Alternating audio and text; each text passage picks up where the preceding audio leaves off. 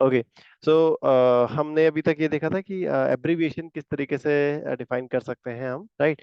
तो ABBR जो tag है, एलिमेंट है, उसको यूज करो आप, और टाइटल के अंदर जो उसका फुल फॉर्म है वो डिफाइन कर दो। एंड देन ABBR का जो टेक्स्ट कंटेंट है वहां पे उसका जो स्मॉल फॉर्म है वो लिख दो। ठीक है। तो यूजर को यहाँ पे क्या आएगा, एक डैश अंडरलाइन दिखेगी, और उसके ऊपर अगर वो होवर करता है तो he will see the full text, मतलब उस एब्रिविएशन का फुल फॉर्म क्या है, राइट। ठीक है। सो नेक्स्ट अपना क्या है यहाँ पर, एड्रेस। तो अगर आपको जैसे टाइट योरसेल्फ में जाते हैं अपन, तो अगर एट द एंड जैसे अगर एड्रेस लिखना है अपने को अपनी साइट पे या डॉक्यूमेंट में, तो उसको अगर आप एड्रेस वाले टैग के अंदर लिख दोगे तो it will look like this, it will appear like this. आपको कोई एक्सेसिव खुद की स्टाइलिंग देने की जरूरत नहीं है यूजिंग द CSS, राइट। आपको CSS को अप्लाई करने की जरूरत नहीं है, आप बस एड्रेस टैग के अंदर आपका एड्रेस लिख दो, it will appear like an address, की एड्रेस कैसा दिखता है, राइट। देन नेक्स्ट है अपने पास में साइट। तो अभी अपन ने साइट का एग्जांपल ऊपर भी देखा था, राइट। वहां पे क्या कर रहे थे वो, कोड के अंदर साइट का एक एट्रीब्यूट यूज कर रहे थे, राइट। और यहाँ पे जो साइट है एज एन एलिमेंट यूज कर रहे हैं, ठीक है। तो ट्राई इट योरसेल्फ में अपन देखते हैं। तो जो साइट है, ये देखो पी के अंदर इन्होंने यूज किया हुआ है, P then cite the scream by Edward Munch, painted in 1893। तो ये देखो जो साइट है, जो साइटेड वाला टेक्स्ट है वो इस तरीके से दिख रहा है यहाँ पे, ठीक है। देन नेक्स्ट अपना जो है वो है BDO, for by directional override.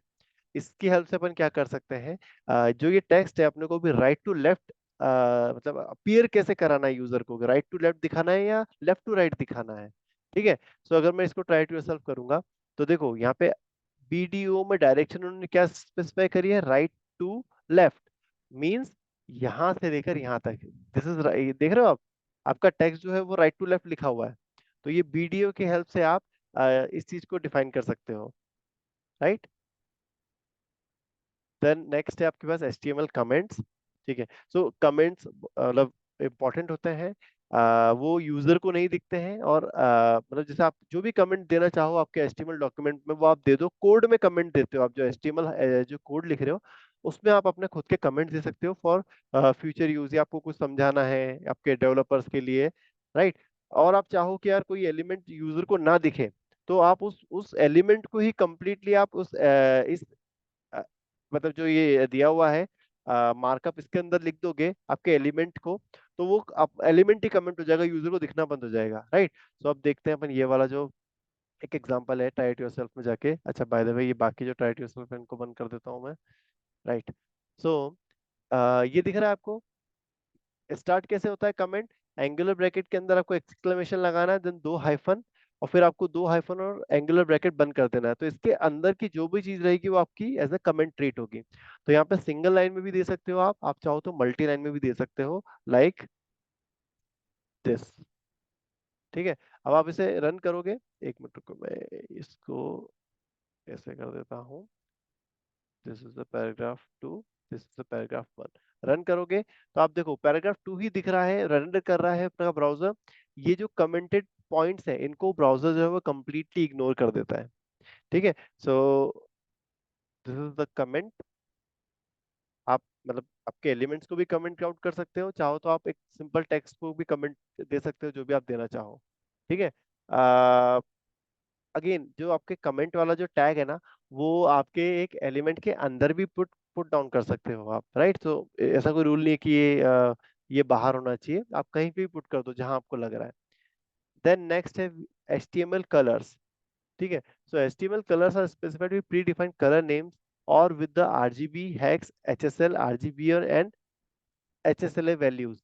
तो मतलब अगर अपने को किसी भी तरीके के कलर अपने को HTML पेज में देना है, किसी भी कंटेंट को कलर देना है, तो हम इतने तरीके से दे सकते हैं। या तो हम उसके कलर का नाम बता दें, जैसे नाम आपको दिख रहा होगा tomato, orange, dodger blue, medium sea green, ये सब उस कलर के नाम है, प्रीडिफाइंड नाम है, राइट।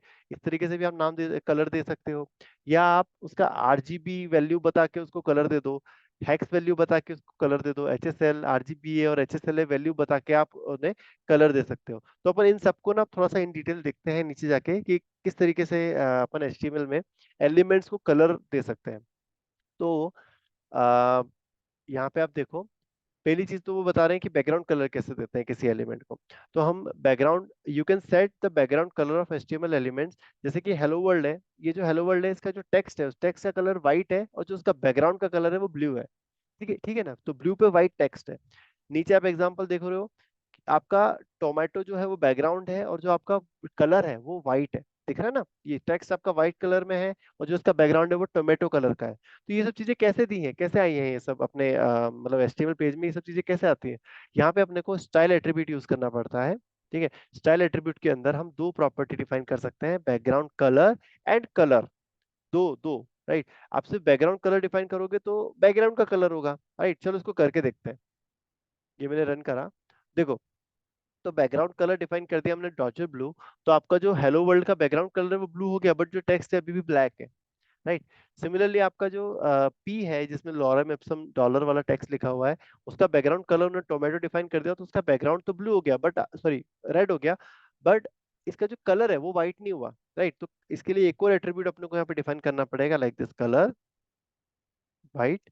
ये एक और सेकंड एट्रीब्यूट डिफाइन कर दिया मैंने अपना कलर वाला। Alright, in the style tag अब मैं रन करूंगा तो देखो जैसा वहां पे दिख रहा था हेलो वर्ल्ड, और ये एग्जैक्टली exactly वैसा का वैसा ही दिख रहा है ना। और एक एट्रीब्यूट और अगर डिफाइन कर दूं मैं, शायद टेक्स्ट अलाइन वाला जो अपन ने लास्ट टाइम देखा था, और उसको दे दूं मैं वैल्यू सेंटर, राइट।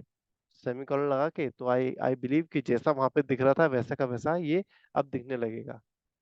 ठीक है, text align centre, spelling mistake, 1 second, just align. Okay, अब मैं इसे रन करता हूँ तो देखो जैसा यहाँ पे दिख रहा था एग्जैक्टली वैसे का वैसा दिखने लगा अपना, राइट। हेलो वर्ल्ड भी आ गया और ये भी हो गया, राइट। देन तो समझ में आ गया आपको कि अगर ये इस तरीके से अपने को अगर किसी टेक्स्ट को दिखाना है तो हमें यहाँ पे क्या क्या एट्रीब्यूट्स देने पड़ेंगे, राइट। मतलब स्टाइल एट्रीब्यूट के अंदर अपने को क्या क्या स्टाइल प्रॉपर्टी देनी पड़ेंगी, राइट। देन टेक्स्ट कलर जो कि हमने ऑलरेडी देख लिया है। देन बॉर्डर, अब जैसे देखो हेलो वर्ल्ड के आसपास जहाँ पे आपको एक रेड कलर की बॉर्डर दिख रही होगी, यहाँ पे आपको ब्लू कलर की बॉर्डर दिख रही है, यहाँ पे आपको पर्पल कलर की बॉर्डर दिख रही है, तो ये बॉर्डर कैसे दी उनने और उसका कलर कैसे डिफाइन किया है? तो उसके लिए अपने को यहाँ पे एक बॉर्डर करके एट्रीब्यूट है वो देना पड़ता है। बॉर्डर एट्रीब्यूट आपसे तीन वैल्यू एक्सपेक्ट करता है। पहला तो बॉर्डर की विड्थ, विड्थ कितनी रखनी है। देन नेक्स्ट है वो बॉर्डर जो है वो कैसी होनी चाहिए, सॉलिड होनी चाहिए या डैश लाइन होनी चाहिए, राइट। ये देन नेक्स्ट उस बॉर्डर का कलर क्या होना चाहिए। तो ये तीन वैल्यूज अपने से एक्सपेक्ट करता है और उसके बेस पे जो भी वो एलिमेंट है, जैसे H1 है, इस H1 एलिमेंट के आसपास की एक बॉर्डर डिफाइन कर देता है वो। अब मैं अगर यहाँ पे कोई भी वैल्यू चेंज करूंगा, मान लो मुझे बॉर्डर हटानी है, right. I don't want to show any border, तो मैं यहाँ पे उसकी बॉर्डर की जो विड्थ है वो 0 कर दूंगा, तो वो बॉर्डर हाइट हो जाएगी। दिख रही है आपको? ठीक है। अब मान लो मुझे बॉर्डर काफी मोटी दिखानी है, राइट, मतलब I I want a thick border, तो मैं यहाँ पे साइज बढ़ा दूंगा 5 पिक्सल, तो बॉर्डर बड़ी हो जाएगी। ठीक है। मान लो मुझे जो बॉर्डर है वो सॉलिड की जगह मुझे डैश लेनी है, मतलब उसका जो बॉर्डर है वो डैश दिखनी चाहिए, राइट।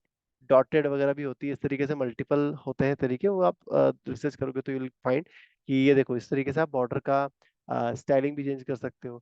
आपको कलर चेंज करना है तो इट्स मतलब यहाँ पे दिख ही रहा है, देखो टोमेटो, डॉजर ब्लू और वायलेट, आप जो भी कलर यहाँ डिफाइन करोगे वो उस कलर की यहाँ पे बॉर्डर आ जाएगी। ठीक है, as simple as that. Then next है आपका कलर वैल्यूज। अब जो कलर्स हैं, अभी अपन ने कलर की डायरेक्टली नाम डिफाइन किए थे, लाइक टोमेटो, ब्लू और राइट, कलर के नाम। बट हम क्या कर सकते हैं, कलर को इन न्यूमेरिकल या मैथमेटिकल फॉर्मेट पे भी डिफाइन कर सकते हैं, जैसा कि पहला एग्जांपल दिख रहा है RGB। RGB का फुल फॉर्म क्या होता है? Red, green, blue.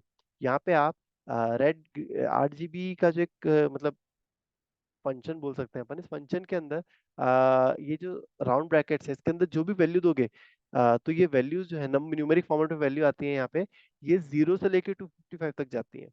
ठीक है, तो ये जो पहला पार्ट है ये बताता है कि रेड कितना लेना है, ये दूसरा पार्ट बताता है ग्रीन कितना लेना है, और ये बताता है ब्लू कितना लेना है। जैसे मान लो अगर आपके पास में रेड, ग्रीन और ब्लू के तीन वो है कैनिस्टर है, उन बड़े बड़े कैनिस्टर में से अगर आपने 255 वाला, मतलब 255 आपने उसमें से रेड वाला कलर लिया, 99 आपने ग्रीन वाला कलर लिया, और आपने ब्लू जो है 71 लिया, और उस पूरी चीज को मिक्स करा, तो आपको जो ये बैकग्राउंड में जो कलर दिख रहा है ना टोमेटो, ये बन जाएगा। तो ये बताता है कि कितना कितने क्वांटिटी में कौन सा कलर लेना है। ठीक है। और ये स्टार्टिंग जो नंबर होता है वो 0 से होता है और एंडिंग होती है 255 पे। ठीक है। तो मैं इसका भी एक एग्जांपल दिखाता हूँ आपको। अपन जाते हैं इसमें ट्राई टू योरसेल्फ में, और बाकी जो सब है उनको बंद कर देता हूँ क्विकली में। ठीक है। अब देखो, जब इन लोगों ने RGB 255, 99 और 71 लिया, तो इस तरीके से ये बैकग्राउंड कलर जो है वो इस तरीके से आ रहा है, राइट। अब अगर मैं इसे यहाँ पे 0 कर दूं, ये 0 कर दिया, अब मैं रन करूंगा, तो रेड जो है मैंने 0 कर दिया है। ठीक है। तो अगर रेड 0 कर दिया तो देखो ब्लू और ग्रीन का जो मिक्सचर होता है, इस क्वांटिटी में ये कलर देता है आपको। ठीक है। अगर मैंने यहाँ पे मान लो मुझे ब्लैक कलर लेके आना है, तो मैं क्या करूंगा, यहाँ पे सारी वैल्यूज को 0 कर दूंगा। ठीक है। जैसे 0 करा, पूरा कंप्लीट ब्लैक हो गया। अगर मुझे व्हाइट बैकग्राउंड लेना है, तो मैं सारी वैल्यूज को यहाँ पे 255 कर दूंगा, जो उनकी मैक्सिमम वैल्यूज है। ठीक है। मतलब सारे कलर अगर बराबर क्वांटिटी में मिला दिया आपने, रेड ग्रीन ब्लू को, तो वो व्हाइट कलर देता है, जो कि आपको यहाँ पे दिख रहा है। आपने अगर मान लो ग्रे ग्रे कलर लेना है, तो आप जो भी वैल्यू है, जैसे इसको 255 से आप हल्का सा कम कर दो, 200 कर दो सभी को, तो आपका जो है कलर वो आ जाएगा ग्रे। ये देखो ग्रे बैकग्राउंड आ गया। सो आप यहाँ पे RGB से रेड ग्रीन ब्लू का कॉन्सेंट्रेशन आप चेंज करके जो कलर है उसकी वैल्यू आप डिफाइन कर सकते हो। देन नेक्स्ट जो इसमें है वो है RGB के बाद में है आपका हेक्स। हेक्स क्या होता है? Hexadecimal values. ठीक है। आप हेक्साडेसिमल वैल्यूज में भी कलर को डिफाइन कर सकते हो। तो वो कैसे काम करता है, यहाँ पे ये जो दो पार्ट आपको दिख रहे हैं ना, ये पहला जो दो है, हैश के बाद जो दो है, ये आपका रेड का पार्ट होता है। देन ये जो दो है, ये आपके ब्लू ग्रीन का पार्ट होता है, और ये आपका ब्लू का पार्ट होता है। ये भी मैं बताता हूँ कैसे होता है, मतलब एग्जांपल के अपन ट्राई करके देखेंगे। तो ये जो पहला दो है, ये रेड है, ये ग्रीन है, और ये ब्लू है। और इसमें आप किस तरीके से मतलब डिफाइन कर सकते हो, इसकी जो रेंज है वो कैसे चलती है, आई गेस 0 से लेके चलती है ये आपकी F तक। ठीक है, करके देख लेते हैं। 0 से चलती है आपकी 1 से चलती है। अगर यहाँ पे मैंने सब चीज 0 कर दी, राइट, तो रेड भी 0, ग्रीन भी 0, ब्लू भी 0, रन करा, पूरा ब्लैक, राइट। अगर मैंने इसकी, अब इसकी मैक्सिमम वैल्यू क्या होती है? F होती है, राइट। हेक्साडेसिमल जो आपने अगर पढ़ा होगा, तो वो 0 से जाके मतलब 0 से स्टार्ट होता है और F तक ही जाता है वो। तो कैसे चलता है वो? 0 1 2 3 4 5 6 7 8 9, 9 के बाद में ABCDEF, इस तरीके से होता है, राइट। अब मैंने इसे रन करा, तो ये देखो इसका जो बैकग्राउंड है वो कम्प्लीटली वाइट हो गया। अगर मुझे ग्रे बैकग्राउंड लेना है, तो मैं इसकी वैल्यू थोड़ी सी कम कर दूंगा, से मैंने सी कर दिया, यहाँ पे सी कर दिया, देन अगेन सी कर दिया, देन अगेन सी कर दिया, रन करा, so you can see the grey background. ठीक है। अब अगर मैंने मान लो रेड को फुल कर दिया, और जो ब्लू और ग्रीन है उन दोनों को 0 कर दिया, अब रन करा, so you can see the red colour is coming. Similarly अगर मैंने यहाँ पे 0 कर दिया रेड को, और मैंने यहाँ पर ब्लू को मैंने फुल कर दिया, तो you can, sorry, green, green पहले होता है, ग्रीन को फुल कर दिया, तो ये ग्रीन आपका आ गया। सिमिलरली अगर मैंने ग्रीन को 0 कर दिया और ब्लू को मैंने फुल कर दिया, and if I run it, so you can see the blue colour is coming. ठीक है। तो ये 0 से लेकर F तक आप यहाँ पे इन वैल्यूज को चेंज करके, ये स्टार्ट हैश से होता है, राइट। और आप यहाँ पे जो भी नंबर, जो भी हेक्साडेसिमल वैल्यू डिफाइन करोगे, उसके बेस पे यहाँ पे कलर आ जाएगा। देन अब नेक्स्ट जो है वो है HSL। ठीक है। HSL क्या होता है? ह्यू, सेचुरेशन, और एक और चीज बोलते हैं इसका यार, क्या है, देखो ये आगे आएगा, यहाँ पे देख लेंगे अपन, राइट, जब ये SSL पढ़ेंगे। चलो देख ही लेते हैं ना, क्या दिक्कत है। RGB HSL का फुल फॉर्म देख लेंगे बस मुझे एक बार यार, क्या है? ह्यू, सेचुरेशन एंड लाइटनेस। ठीक है, ह्यू, सेचुरेशन एंड लाइटनेस इसको बोलते हैं। तो इसमें क्या होता है, जो पहला पार्ट होता है ये आपका ह्यू बताता है, दूसरा सेचुरेशन बताता है, और ये लाइटनेस बताता है। इन वैल्यूज को आप चेंज करके मतलब कलर, जो भी कलर आप चाहो वो डिफाइन कर सकते हो। ठीक है। देन नेक्स्ट है RGBA और HSLA। दोनों में देखो, RGB और HSL में उन्होंने क्या सिर्फ एक ए वाला एक और चीज ऐड कर दी। एक ए ऐड करा, इसका मतलब कि एक और आपको वैल्यू देनी पड़ेगी लास्ट में। ठीक है। ये वैल्यू आपकी ओपेसिटी बताती है, ट्रांसपेरेंसी बताती है, कि आपका जो मतलब एलिमेंट है या जो भी बैकग्राउंड है, उस कितना ट्रांसपेरेंट होना है। अब इसकी वैल्यू जो ओपेसिटी की वैल्यू है वो 0 से स्टार्ट होकर 1 तक जाती है। ठीक है, अगर मैंने 1 कर दिया और रन करा इसे, तो आप देखोगे कि ये भी एकदम नॉर्मल दिख रहा है, राइट। अगर मैंने इसे 0 कर दिया तो ये फुली ट्रांसपेरेंट हो जाएगा। You see. सो ये ट्रांसपेरेंसी आप यहाँ से डिफाइन कर सकते हो कि कितनी ट्रांसपेरेंसी रखनी है, और ये स्टार्ट 0 से होती है और जाती 1 तक है। ठीक है, अभी रन करा, so you can see that it is 40% transparent. ठीक है, ये 50% ट्रांसपेरेंट है और ये 40% ट्रांसपेरेंट है, सो यू कैन सी। तो सेम थिंग, मतलब आरजीबी और एचएसएल में दोनों में सेम काम करता है, बस लास्ट में आपको एक 0 से लेके 1 तक की वैल्यू डिफाइन करनी होती है। ठीक है, अब अपन देख लेते हैं इसमें आरजीबी का और इन्होंने क्या डॉक्यूमेंटेशन में दिया हुआ है। ठीक है, आरजीबी क्या बोलता है, रेड ग्रीन ब्लू। ठीक है, ये मतलब आपका लाइट का कितनी क्वांटिटी में आपको डिफाइन करना है, वो आरजीबी डिफाइन कर, मतलब रेड ग्रीन ब्लू बताता है आपको, राइट। सो यहाँ पे 0 से स्टार्ट होके ये 255 तक जाता है, राइट। ये बता रहा है यहाँ पे। देन यहाँ पे आप इसमें साइड पे आके इसको चेंज करके आप देख सकते हो कि आपको कौन सा कलर निकालना है, राइट। देन अगर ग्रे कलर लेके आना है तो ग्रे किस तरीके से लेके आ सकते हो, ये आपने पूरा पूरा एक्सप्लेन कर रखा है। जो लास्ट में ए है वो अल्फा बोलते हैं उसको, अल्फा से आप उसकी ट्रांसपेरेंसी को डिफाइन कर सकते हो, right. Then H E X देख लेते हैं अपन क्विकली। एच ई एक्स क्या है, so it's an hexadecimal colour which is specified with R R G G and B B, मतलब ये रेड ग्रीन और ब्लू के फॉर्मेट में जाता है। R R stand for red green then blue, और यहाँ पे हेक्साडेसिमल आपको वैल्यूज देनी पड़ेंगी, ऐसे हेक्साडेसिमल वैल्यूज जो कि स्टार्ट होती है 0 से और एंड होती है एफ पे। ठीक है, यहाँ पे अगेन आप थोड़ा सा चेंज करके देखोगे तो यहाँ पे आपको कलर का इम्पैक्ट दिख जाएगा। ठीक है, देन ग्रे किस तरीके से लेके आना है वो यहाँ पे उन्होंने एक्सप्लेन किया हुआ है। Then H S L, hue saturation and light. ये देखो, अब अगर मैंने देखो जब ह्यू 0 रखा तो इसका ह्यू सैचुरेशन लाइटनेस का मतलब क्या होता है देखते हैं अपन। Hue is a degree of the colour wheel from 0 to 360। तो ह्यू की वैल्यू 0 से स्टार्ट होती है और 360 तक जाती है, ठीक है। अगर 0 रखा तो रेड आएगा और ग्रीन आ जाएगा, देन उसके बाद में ब्लू आ जाएगा। तो ये मतलब आपके जो भी कलर आप डिफाइन करना चाहो यहाँ से आप डिफाइन कर सकते हो यूजिंग ह्यू। सेचुरेशन से आप ग्रे, मतलब आप जो ग्रे है उस चीज को आप डिफाइन कर सकते हो, क्योंकि आपको देखो अगर पूरा सेचुरेशन 0 कर दिया तो इट विल बिकम ग्रे। अगर आपने पूरा 100% कर दिया तो वो जो आपका नॉर्मल कलर है वैसा दिखेगा।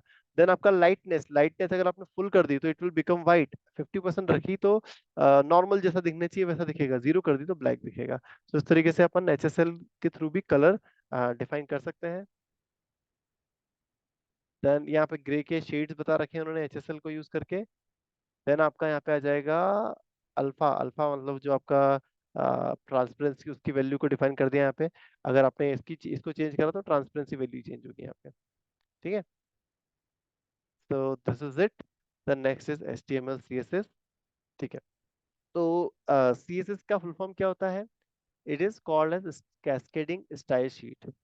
ठीक है, सीएसएस की हेल्प से हम हमारा मतलब काफी समय बचा सकते हैं। कैसे बचा सकते हैं, ये क्या करता है, सबसे पहले तो आपका पेज का लेआउट डिफाइन करता है सीएसएस। ठीक है, आप क्या करो, सीएसएस में अभी क्या कर रहे हैं अपन, जैसे W3 स्कूल में आप देख रहे हो तो हर एलिमेंट पे अपन ने एक इंडिविजुअल इंडिविजुअल जो स्टाइल एट्रीब्यूट है वो डिफाइन कर रखा है हर एलिमेंट के ऊपर, राइट।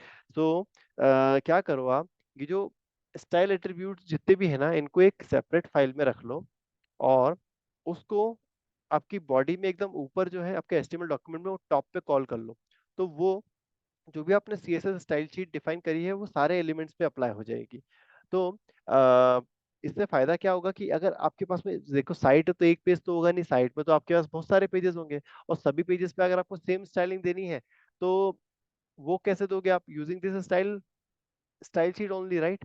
तो हर पेज में जाकर हर पेज के एचटीएमएल एलिमेंट में जाके इस तरीके से इनलाइन सीएसएस देने से अच्छा क्या है कि आप एक कॉमन सीएसएस डिफाइन कर लो एक अलग फाइल में, और उसको एक हाई लेवल पे अपने हर पेज के अंदर कॉल कर लो। ठीक है, सो this is how it will save you a lot of work. और स्टाइल शीट को यूज करके, सीएसएस को यूज करके आप इतना अट्रैक्टिव वेब पेज एक मतलब वेब पेज पे इतना अट्रैक्टिव एक वो बना सकते हो, एक लेआउट बना सकते हो यहाँ पे। ठीक है, यहाँ पे देखो सीएसएस को अपन किस तरीके से यूज कर सकते हैं। सीएसएस को यूज करने के तीन तरीके होते हैं। पहला तो है इनलाइन, जिसमें आप एचटीएमएल एलिमेंट के अंदर एक स्टाइल एट्रीब्यूट डिफाइन करो, ठीक है।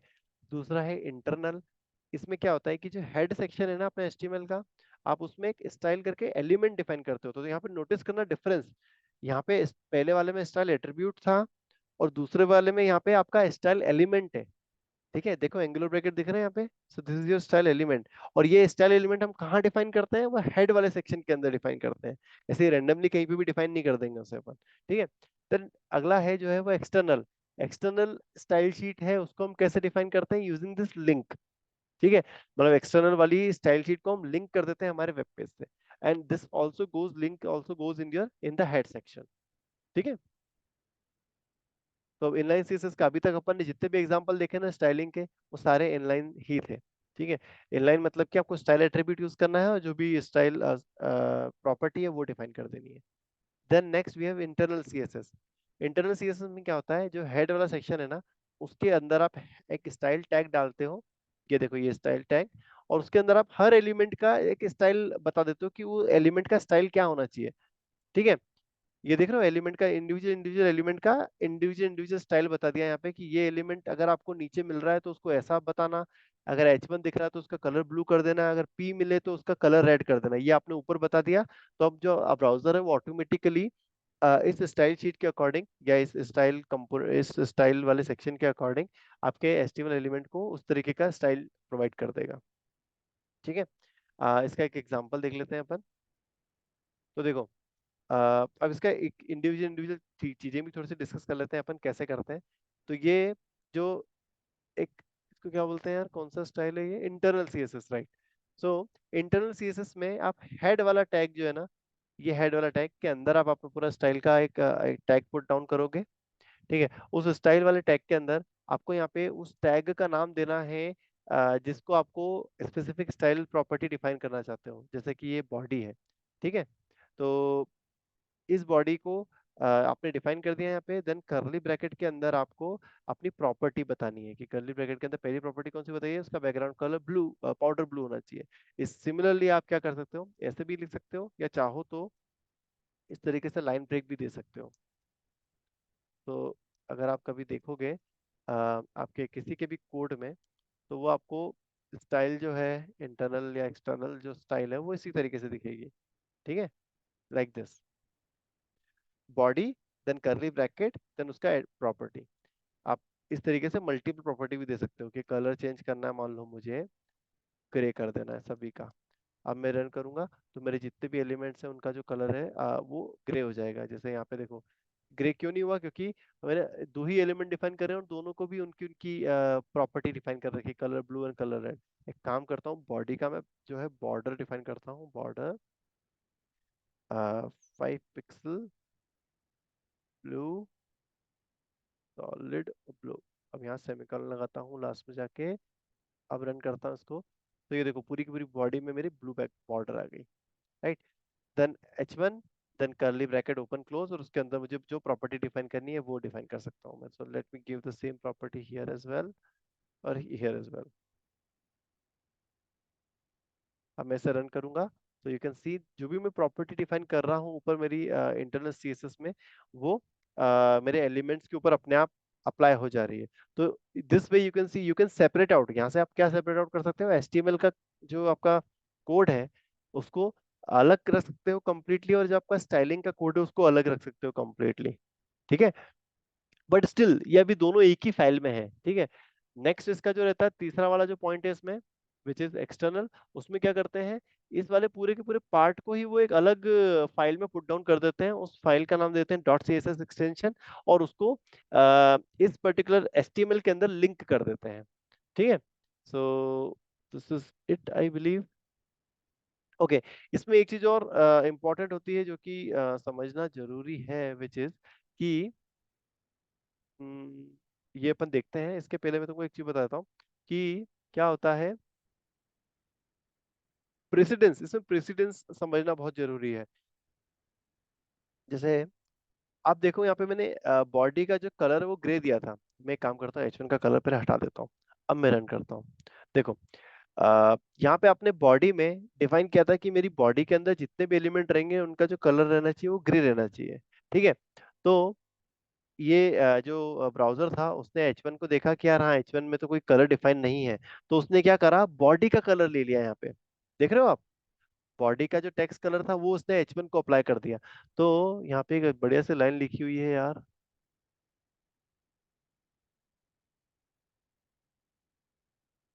देखो, the word cascading means that a style applied to a parent element will also apply to all children elements within the same parent.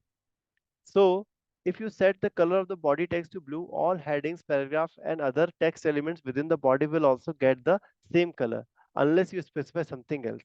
ठीक है। तो ये एक मतलब इसको कैस्केडिंग स्टाइल शीट में कैस्केडिंग का मतलब क्या है वो यहाँ पे इन्होंने एक्सप्लेन कर दिया। ठीक है। एक चीज और होती है यहाँ पे प्रेसिडेंस। प्रेसिडेंस मतलब क्या होता है कि अगर इस एक्सटर्नल में आपने कोई स्टाइल डिफाइन करी है प्रॉपर्टी, तो उसको ओवरराइड कर देगा इंटरनल, और इंटरनल में कोई डिफाइन करिए तो उसको ओवरराइड कर देगा आपका इनलाइन। ठीक है। जैसे कि एग्जांपल दिखाता हूं मैं। अभी तो अपन यहाँ पे इंटरनल और इनलाइन का एग्जांपल देख सकते हैं, तो वही देख लेते हैं अपन। देखो, आपकी बॉडी का जो बैकग्राउंड कलर आपने दिया है पाउडर ब्लू, और H1 का जो बॉर्डर कलर है, बैकग्राउंड कलर है, फॉर एग्जांपल मैं ओवरराइड कर रहा हूँ अभी थोड़ी देर के लिए उसका, ओवरराइड नहीं कर रहा हूँ, H1 को अपना खुद का दे दे रहा हूँ, H1 का बैकग्राउंड देता हूँ मैं ग्रीन। अब इसे रन करता हूँ। ठीक है।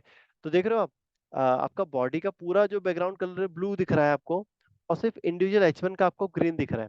राइट। अब मैं क्या कर सकता हूँ, इस वैल्यू को ओवरराइड कर सकता हूँ। कैसे? मुझे बस यहाँ पे H1 में जाके एक इनलाइन, एक HT, एक प्रॉपर्टी दे देनी पड़ेगी स्टाइल एट्रीब्यूट के अंदर। बैकग्राउंड कलर यहाँ पे गया, जाके ये दे दिया मैंने, ग्रीन की जगह चेंज कर दिया मैंने, मान लो ग्रे। अब मैं इसे अगर रन करूं तो क्या होगा, अब जो फाइनल जो रेंडर होगा, ब्राउजर जो फाइनल रेंडर करेगा वो ग्रे कलर रेंडर करेगा। ठीक है। तो वो ओवरराइड कर देगा कंप्लीट। देख रहे हो, ये दिस इज ओवरराइडिंग। ये जो वैल्यू है आपकी इनलाइन जो CSS होती है, वो आपकी इंटरनल को ओवरराइड कर देती है और इंटरनल आपकी एक्सटर्नल को ओवरराइड कर देती है। ठीक है। तो ये प्रेसिडेंस एक समझना जरूरी है। देन नेक्स्ट है आपका font colour, font and sizes. तो आप फॉन्ट फैमिली से फॉन्ट फैमिली डिफाइन कर सकते हो कि किस कैलिबरी दिखाना है, या जो भी आपको फॉन्ट फैमिली डिफाइन डिफाइन करनी है वो डिफाइन कर सकते हो, like Courier, Verdana. Then font size, ये अपन पहले भी देख चुके हैं कि किस तरीके से हम फॉन्ट साइज डिफाइन करते हैं HTML में। हम यहाँ परसेंटेज, EM, पिक्सल, इस तरीके से तीन अलग अलग वैल्यूज के बेस पे अपन उसको कंट्रोल कर सकते हैं। Border we have seen earlier. Padding क्या होती है? हाँ, ये थोड़ा सा इंपॉर्टेंट चीज है। पैडिंग क्या करती है, जैसे कि अभी आप देख रहे हो, रुको मैं पहले बैकग्राउंड को जो है कर देता हूँ, ब्लू कर देता हूँ।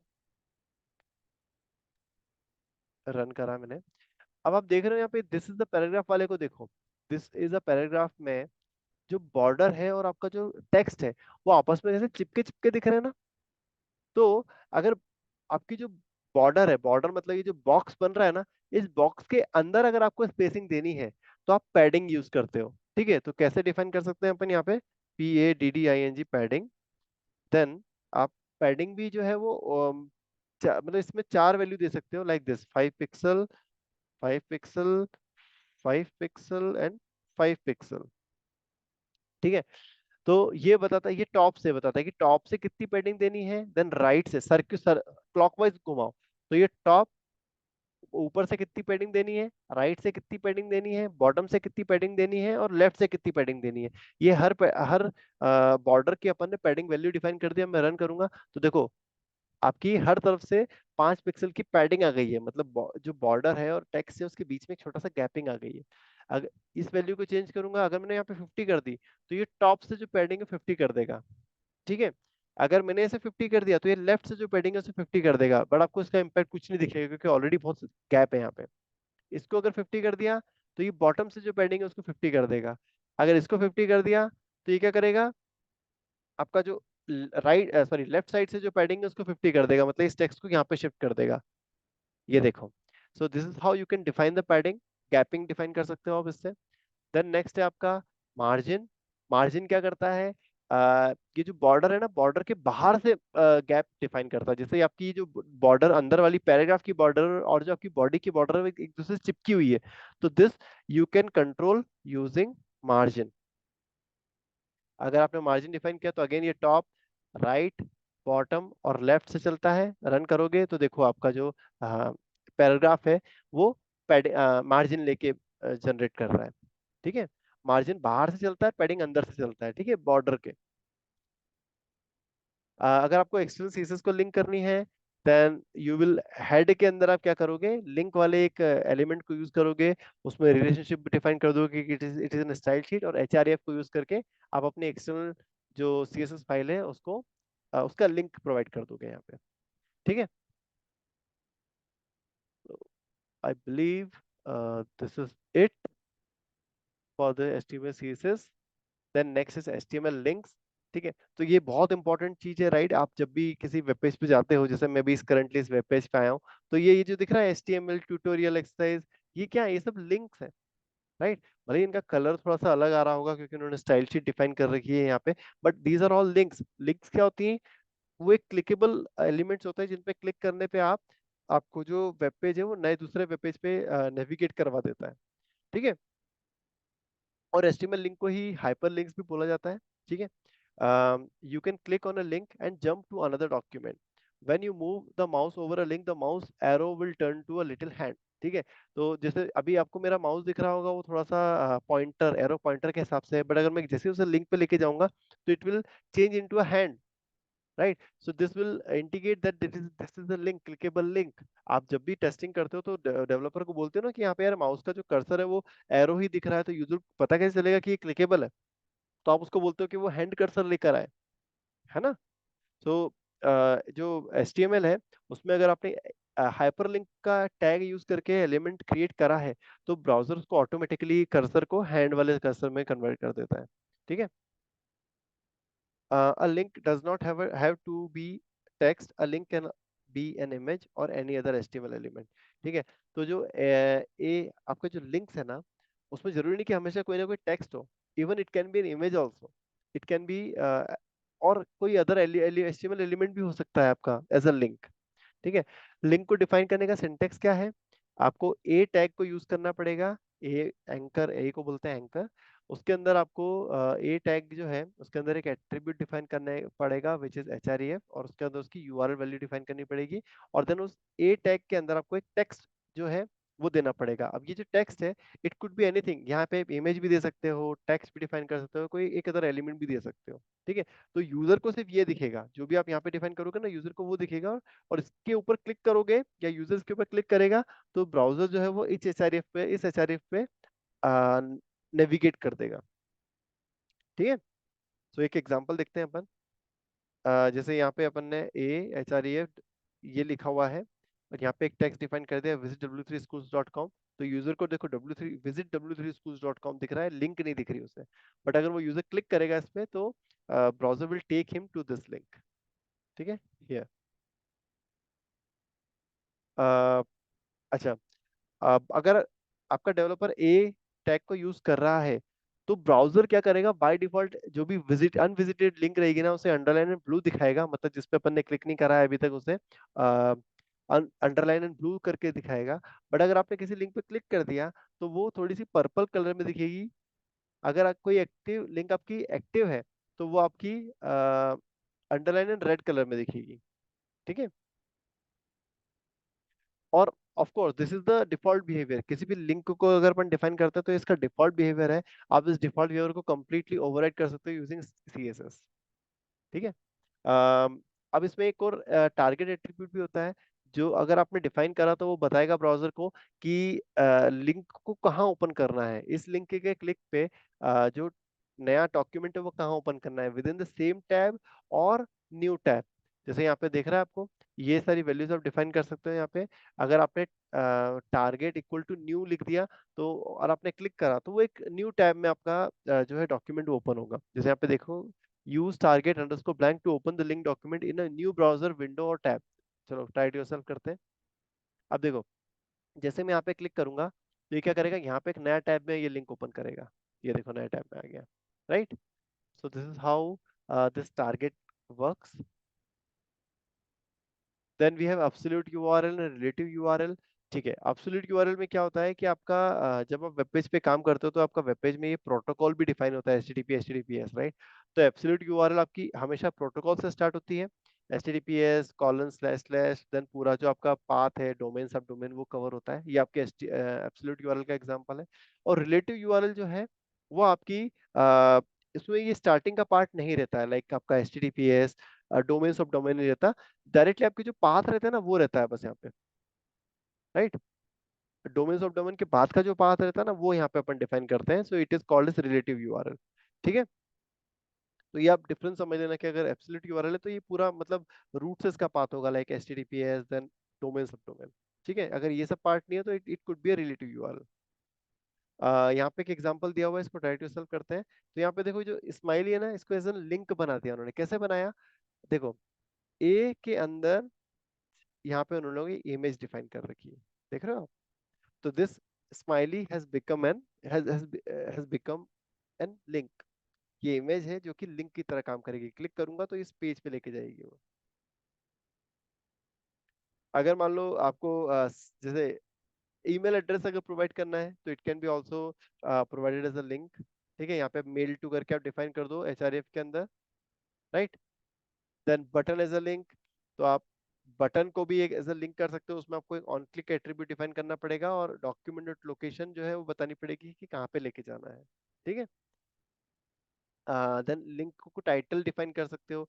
टाइटल क्या है? जब भी अपन होवर करेंगे ना तो वो इन्फॉर्मेशन बताता है, राइट? देख लेते हैं, इनको बंद कर देता हूँ मैं। ठीक है। तो यहाँ पे जैसे होवर करा तो देखो वो टाइटल आ गया वहाँ पे। ठीक है।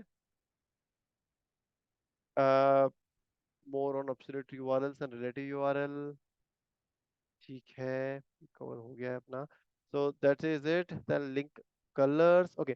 चलो ठीक है, इसके बाद अपन नेक्स्ट सेशन में कवर करते हैं, ठीक है, लिंक कलर्स के बाद में।